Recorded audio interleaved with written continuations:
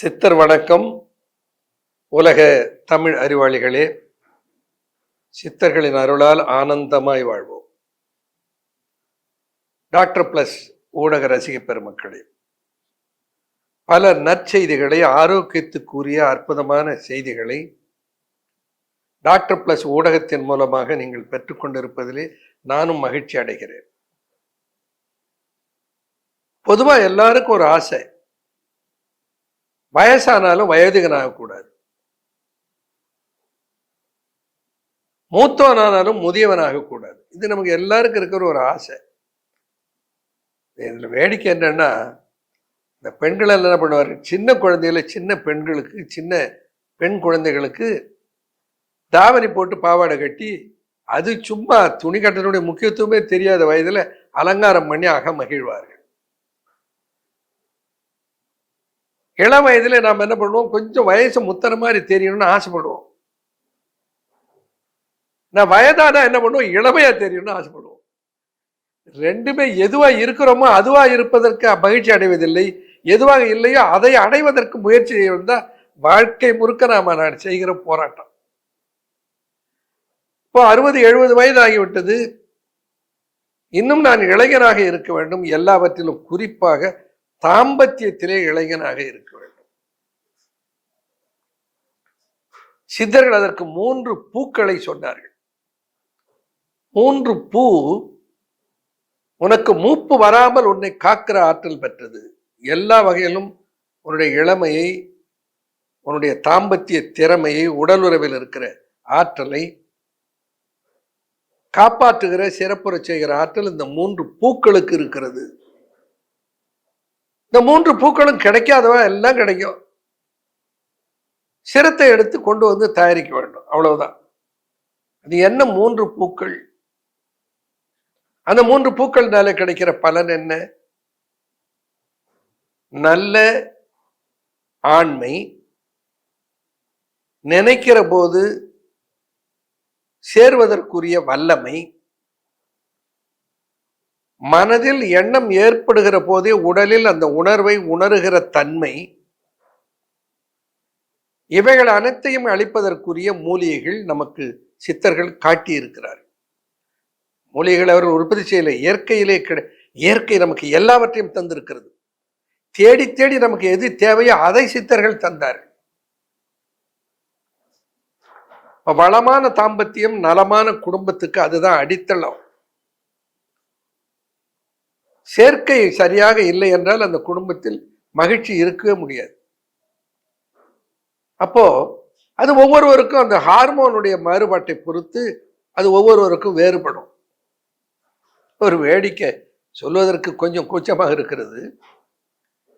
3 நாட்களுக்கு முன்னர் ஒருவருடைய மருத்துவமனைக்கு வந்து மருந்து கேட்டார்.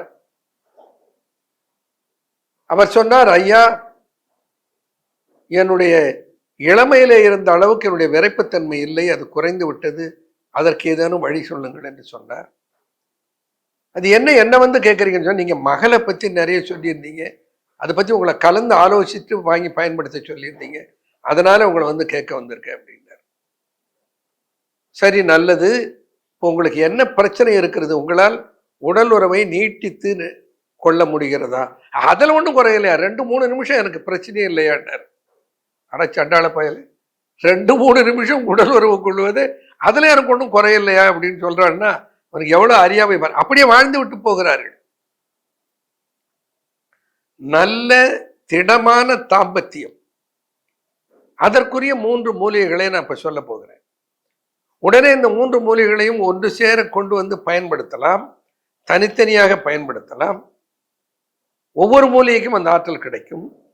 உங்களுடைய உடலில் எந்த அளவுக்கு ஆண்மை இழப்பு இருக்கிறதோ அதை பொறுத்து அதனுடைய பலன் கிடைக்கும். சிலர் கேட்பார்கள், ஐயா, இந்த பூவை எவ்வளவு நாளைக்கு சாப்பிடணும்?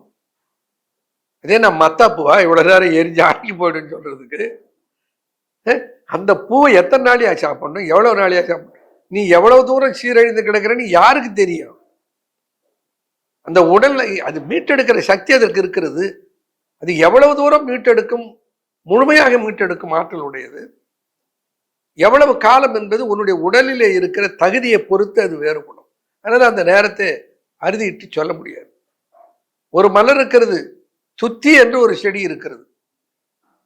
துத்தி மலர், துத்தி இலை, துத்தி பூ மிகச்சிறந்த ஒரு தாம்பத்திய ஊக்கி. துத்தி மலரை நித்தம் துய்க்கின்ற பெயர்களுக்கு, துத்தி மலரை நித்தம் துய்க்கின்ற பெயர்களுக்கு மெத்த விந்துவும் பெருகி மெய்க்குளரும் சத்தியமாய்.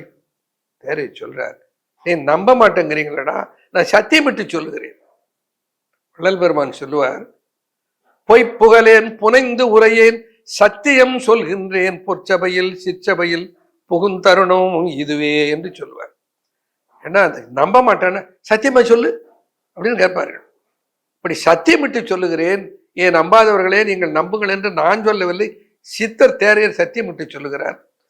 துத்தி மலரை நித்தம் துய்க்கின்ற பெயர்களுக்கு மெத்த விந்துவும் பெருகி மெய்க்குளரும் சத்தியமாய் வாயில் விழுமிரத்த மாறும் இருமலரும் சாயா தேயா மதிமுகத்தாய் செப்பு. அவர்கள் இந்த இலக்கிய சிறப்பை அனுபவிக்கணையா, சும்மா வாழ்க்கையில பிரயோஜனமே இல்லைன்னா. எப்படி சொல்றான் பாருங்க, தேயா மதிமுகத்தை, அந்த பெண்ணுடைய முகத்தை பார்த்தா அது நிலவை போல் அழகாக இருந்தது. அதனால மதிமுகத்தாயின்னு சொல்லிடலாமான்னு பார்த்தா அப்ப கொஞ்சம் அடிச்சுது அவருக்கு. மதிமுகத்தாயா, இந்த மதி என்றால் நிலவு, இந்த நிலவு கொஞ்ச நாளைக்கு தேயும் கொஞ்ச நாளைக்கு வளருமே, இது இப்படி இல்லையே, எப்ப பார்த்தாலும் இவன் முகம் நிலவு மாதிரி இருக்கிறது. அப்ப சொன்ன தேயா மதி முகத்தாய் செப்பு, தேயாத நிலவாக, வேரிங் மூனே கிடையாது, எப்பவும் வளரும் மூனாக இருக்கிற, வளரும் நிலவாக இருக்கிற பெண்ணே என்று சொல்லி சொல்லுகிறான். துத்தி மலர் எங்க பார்த்தாலும் வேலியில கிடக்கிறது, கிராமத்துல அவ்வளவு அமோகமாக இருக்கிறது. நகர்ப்புறத்தில் ஏற்பட கிடைக்கல கூட பரவாயில்ல, கிராமத்தில் கிடைக்கிறது, அதை எடுத்து கையாளலாமே. துத்தி மலரை பச்சையாக துத்தி மலரை எடுத்து ஒரு 15 இருந்து 20 மலர் துத்தி மலர் எடுத்தா ஒரு கைப்பிடி அளவுக்கு வந்துடும். வாயில இட்டு அப்படியே மென்று சாப்பிடலாம், நன்றாக இருக்கும், கசக்காது. துத்தி மலரை நித்தம் துய்க்கின்ற பெயர்கள், அன்றாடம் துத்தி, துத்தியனுடைய மலர் எல்லா நாளிலும் கிடைக்கும். துத்தி மலரை நித்தம் துய்க்கின்ற பெயர்களுக்கு மெத்த விந்துவும் பெருகி மெய்க்குளிரும். விந்துவானது மெத்த பெருகும். சத்தியமாக சொல்லுகிறேன், வாயில் விழுமி ரத்தம் மாறும் இருமல், இருமல் நோய்க்கு நல்ல மருந்து. வாயில் ரத்தம் வருவதை எது போக்குகிற ஆற்றல் உடையது. இந்த வல்லமையெல்லாம் இந்த மூலிகைக்கு இருக்கிறது என்பதை தேரையர் அறிந்து சொல்லுகிறார். அதனால அன்றாடம் துத்தி மலரை பறித்து சாப்பிடலாமே. அது எவ்வளவு நாள் சாப்பிட்டாலும் ஒரு கடிதி வரப்போறது இல்லை. கீரை எவ்வளவு நாள் சாப்பிடலாம், கேரட் எவ்வளவு நாள் சாப்பிடலாம், பீட்ரூட் எவ்வளவு நாள் சாப்பிடலாம், சோறு எவ்வளவு நாள் சாப்பிடலாம் கேட்போமா? கடைசி வரைக்கும் சாப்பிட்றது இல்லை. அப்படி உணவு தானே இது, இந்த உணவை எத்தனை நாள் சாப்பிடலான்னு கேட்கப்படாது. துத்தி மலரை எவ்வளவு சாப்பிடுகிறோமோ அவ்வளவு தாம்பத்தில் வல்லவனாக இருக்கலாம். ஒரு பூ சொன்னேன், துத்தி பூ. இன்னொரு பூ இருக்கிறது, அது கொஞ்சம் சேகரிப்பதற்கு சிரமமான பூ. நான் வீட்டிலே 2 செடியை வைத்து விட்டால் அன்றாடம் தேவையான அளவுக்கு 10 மலர் நிச்சயமாக கிடைக்கும். அந்த பூ தூதுவளை பூ. மிக அருமையாக தேரையர் சொல்லுவார், அது புட்டி உண்டாம் தாதுவுமாம் பொங்கு அழகோடு ஆற்றல் உறும். புட்டி உண்டாம் தாதுவுமாம் பொங்கழகோடு ஆற்றல் உறும். முட்ட நரைத்து முதிர்ந்தவனை கட்டழகு மாதுளத்து நீங்காது வைத்திடவும் எண்ணமுற்றால் தூதுளத்தின் பூ உண்ண சொல். இலக்கிய நகத்தோட கொஞ்சம் கூட அது கவித்துவத்துக்காக அதனுடைய சிறப்பை பொய்யாக சொல்லாமல் அப்படியே தெளிவாக சொல்லுகிறார். என்ன சொல்றார்? புஷ்டி உண்டாம் தாதுவுமாம். அதை கையாண்டா என்ன பண்ணுவான்? புஷ்டி கிடைக்கும், நல்ல சரீர பலம் கிடைக்கும், நல்ல தாது உற்பத்தி, விந்து உற்பத்தி கிடைக்கும். இது ரெண்டும் இருந்ததுன்னா பொங்கும் அழகோடு ஆற்றலும் வரும், முகத்திலே ஒரு பொலிவு கிடைக்கும். பொங்கழகோடு ஆற்றல் வரும். அது யாருக்குன்னு சொல்றோம், அதான் ரொம்ப முக்கியம். நம்ம மாதிரி ஒரு 70-80 வயதுல இருப்பவர்களுக்கு என்று அந்த பாடலை எழுதுறாருன்னு நினைக்கிறேன் நான். என்ன சொல்றார்? முட்டை நரைத்து, ஒண்ணு கூட கருப்பு கிடையாது, மொத்தமும் வெள்ளையா போச்சு. முட்டை நரைத்து முதிர்ந்தவனை, அவன் வயோதிகன், அவன் முட்டை நரைத்து விட்டது, முதிர்ந்தவனாகி விட்டான். அப்படிப்பட்டவனை யார் விரும்புகிறார்களா? கட்டழகு மாதுளத்தில் நீங்காது வைத்திடவும் எண்ணமுற்றால். கட்டழகு மாது, அவள் கண்ணை அசைத்து விட்டால் இளம் வயது காளைகள் அவள் பின்னால் பலர் கூட்டம் கூட்டமாக வருவார்கள். அத்தகைய அழகு கட்டழகு. இந்த கட்டழகு மாது அந்த காளைகளை பார்க்காமல் இந்த கிழவனை பார்ப்பால், இந்த கிழவன் எப்பொழுது வருவான் என்று அவனுக்காக ஏங்குவாள். அப்படி தாம்பத்தியத்தில் ஒரு நேர்த்தியை தருகிற வல்லம் எதற்கு இருக்குதா? இந்த தூதுவளை மலருக்கு இருக்கிறது. முஷ்டி உண்டாம் தாதுவுமாம் பொங்கு அழகோடு ஆற்றல் வரும் முட்ட நரைத்து முதிர்ந்தவனை கட்டழகு மாதுளத்து நீங்காது வைத்திடும். சதா காலமும் அவனுடைய நினைவாகவே அவளை இருக்க செய்யும். ரொம்ப அழகா சித்தர் பாடல்களே ஒன்று எனக்கு நினைவுக்கு வருகிறது. பத்ரகிரியார் ஒரு பாடலை சொல்லுவார். கூடி பிரிந்து விட்ட கொம்பனையை காணாமல் தேடும் மனம் போல் என் உள்ளம் வாடுவதும் எக்காலம். கூடி பிரிந்து விட்ட, சேர்ந்து பிறகு பிரிந்து சென்று விட்ட அந்த கொம்பு அணையவளாக இருக்கிற அவளை, கூடி பிரிந்து விட்ட கொம்பனையை காணாமல் தேடும் மனம் போல் என் உள்ளம் தேடுவதும் எக்காலம். இந்த உள்ளமானது அவளை சந்திக்க வேண்டும் என்று ஏங்கிக் கொண்டே இருக்கும். அப்படிப்பட்ட ஒரு ஏக்கத்தை தருமா அந்த சேர்க்கை. அப்படிப்பட்ட ஆற்றல் உரியது. மருவும் அயல் பொருடன் மறுநேரம் அறியாமல் உருகும் மனம் போல உள்ளம் உருகுவதும் எக்காலம். இறைவனை நினைத்து உருகிற உள்ளம் எப்படி இருக்குமா? புருடன் என்றால் புருடாத்தமம், புருஷோத்தமன் என்று சொல்வார். ஒரு தாவரத்துக்கு பேரு புருஷ ரத்தனம்னு பேரு. அது இன்னொரு நாளைக்கு சொல்றேன். புருஷனை ரத்தனமாக்குவது, புருஷன்னா ஆடவன் அர்த்தம், கணவன்ற பொருளை எடுத்துக்கொள்ளக்கூடாது. மருவும் அயல் பொருடன் அணைகிற அடுத்த ஆடவன் மறுநேரம் தோணாமல், எப்பொழுது வருவார் என்று தெரியாமல் உருகுமனம் போல் என்னுள்ளம் உருகுவதும் எக்காலம் என்று சொல்வார். அதுபோல இந்த ஆண்மகன் எப்பொழுது வருவான் என்று அவள் உருகி இயங்குகிற அளவுக்கு ஆற்றலை தருகிற தன்மை எதற்கு இருக்கிறது? இந்த தூதுவளை பூவுக்கு இருக்கிறது. கொஞ்சம் கிடைக்கிறது சிரமம்.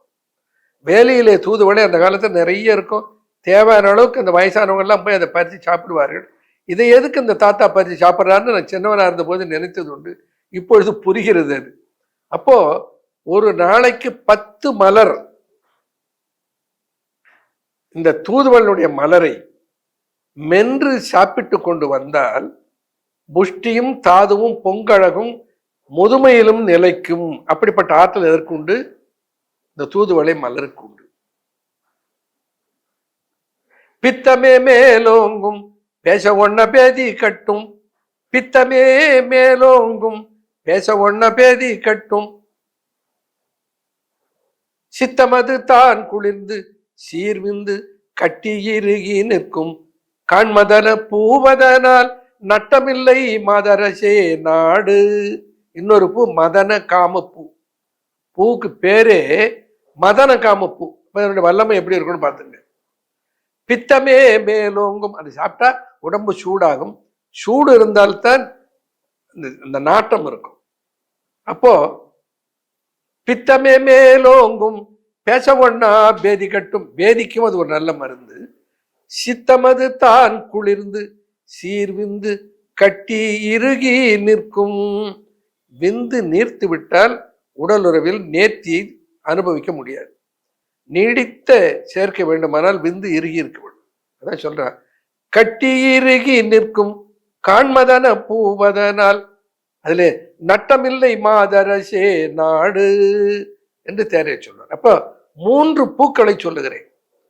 ஒன்று துத்திப்பூ, இன்னொன்று தூதுவளைப்பூ, இன்னொன்று மதனகாமப்பூ. இந்த 3 மலர்களையும் கொண்டு வந்து மருந்திலே சேர்த்து மருந்தாக்கினால் அந்த மலர்களுடைய தன்மை அந்த மருந்திலே இருக்கத்தானே செய்யும். அப்ப நாம என்ன செய்யலாம்? ஒரு சுலபமான வழி, இந்த தூதுவளை பூவை கொண்டு வந்து கிடைக்கிற போதெல்லாம் பறித்து பறித்து தேனிலை போட்டு சூரிய வெப்பத்தில் வைத்து, எப்படி அந்த ரோஜா பூவில் குல்கந்து தயாரிக்கிறோமோ அதுபோல தூதுவளை பூவில் குல்கந்து தயாரித்து வைத்துக் கொண்டு அன்றாடம் ஒரு தேக்கரண்டி பருகி வந்தால் ஆண்மை சிறக்கும். வயோதிகத்திலும் வாலிபத்தன்மையை பெற்று நிலைத்து இருக்க முடியும். அந்த சக்தி எது கொடுக்கும்? தூதுவளை பூ கொடுக்கும். மதனகாம பூ சைக்காஸ்னு ஒரு பிளான்ட், அது காட்டில இருந்து சேகரிக்கிறார்கள் மதனகாம பூ. மதனகாம பூவை கொண்டு வந்து அதிலே லேகியத்தில் பல மருந்துகளிலே சேர்ப்போம். இப்போ நாம மகள் செய்கிறோம் என்றால் மதனகாம லேகியம், இந்த பேர் வந்ததுக்கு காரணமே அதுல மதனகாம பூ இருப்பதனால தான். அதுல பல மூலிகைகளை சொல்லுகிறேன். அத்தனை மூலிகைகளையும் ஒன்றாக சேர்த்து மக்களுக்கு கிடைக்க வேண்டும் என்பதனால்தான் அந்த ஒரு உருவாக்கப்பட்டதுதான் மகள்.